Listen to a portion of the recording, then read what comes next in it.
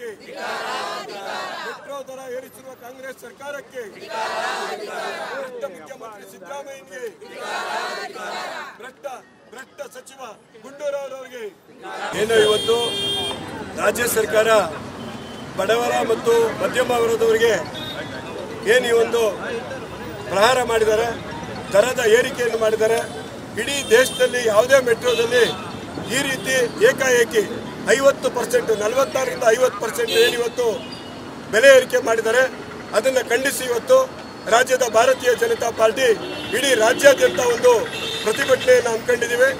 ಏನು ನಮ್ಮ ಮೆಟ್ರೋ ನಿಲ್ದಾಣಗಳಲ್ಲಿ ನಮ್ಮ ಭಾರತೀಯ ಜನತಾ ಪಾರ್ಟಿ ಕಾರ್ಯಕರ್ತರು ಈ ಏನು ಜನಕ್ಕೆ, ಬಡವರಿಗೆ ಮತ್ತು ಮಧ್ಯಮ ವರ್ಗದ ಒಂದು ಜನಕ್ಕೆ ಏನು ಅನ್ಯಾಯ ಆಗಿದೆ ಅದರ ವಿರುದ್ಧ ಇವತ್ತು ರಾಜ್ಯ ಸರ್ಕಾರ ನೇರವಾಗಿ ಒಂದು ಕಡೆ ಗ್ಯಾರಂಟಿಗಳನ್ನ ಘೋಷಣೆ ಮಾಡಿ ಬೇರೆ ಕಡೆಯಿಂದ ಎಲ್ಲ ಕಡೆಯಿಂದ ಜನಕ್ಕೆ ತೊಂದರೆ ಆಗುವಂಥ ಕೆಲಸ ಮಾಡ್ತಾ ಇದ್ದಾರೆ.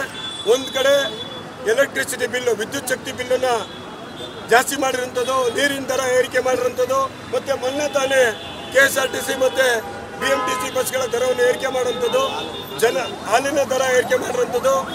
ರಾಜ್ಯದಲ್ಲಿ ಸರ್ಕಾರ ಬಂದ ಮೇಲೆ ಮಾರ್ಗದರ್ಶಿ ದರ, ರಾಜ್ಯದಲ್ಲಿ ಕಾಂಗ್ರೆಸ್ ಸರ್ಕಾರ ಬಂದ ಮೇಲೆ ಜನ ನೆಮ್ಮದಿಯಾಗಿ ಇರೋಕ್ಕಾಗ್ತಾ ಇಲ್ಲ. ಬಡವರಿಗೆ ಇವರು ನಾವು ಉಚಿತವಾಗಿ ಬಸ್ ಪ್ರಯಾಣ ಕೊಡ್ತೀವಿ ಅಂತೇಳಿ ಮತ್ತು ವಿದ್ಯುತ್ ಶಕ್ತಿ ಕೊಡ್ತೀವಿ ಅಂತೇಳಿ ಬೇರೆ ಕಡೆಯಿಂದ ಜೇಬಿಗೆ ಕತ್ತರಿ ಹಾಕುವಂಥ ಕೆಲಸ ಇವತ್ತು ರಾಜ್ಯ ಸರ್ಕಾರ ಮಾಡ್ತಾ ಇದೆ. ಇವತ್ತು ರಾಜ್ಯದ ಮುಖ್ಯಮಂತ್ರಿಗಳು ಮೂಡ ಕೇಸಲ್ಲಿ ಮತ್ತು ಅವ್ರದೇ ಆದಂಥ ಒಂದು ಭ್ರಷ್ಟಾಚಾರದ ಆಧಾರದ ಮೇಲೆ ಇವತ್ತು ವಾಲ್ಮೀಕಿ ಹಗರಣ ಆಗಿರ್ಬೋದು, ಈ ರೀತಿ ಅನೇಕ ಹಗರಣಗಳಿದ್ದಾಗಲೂ ಬೇರೆ ಬೇರೆ ರೀತಿಯಲ್ಲಿ ಅವರು ತಪ್ಪಿಸ್ಕೊಂಡು ಹೋಗ್ತಾ ಇದ್ದಾರೆ.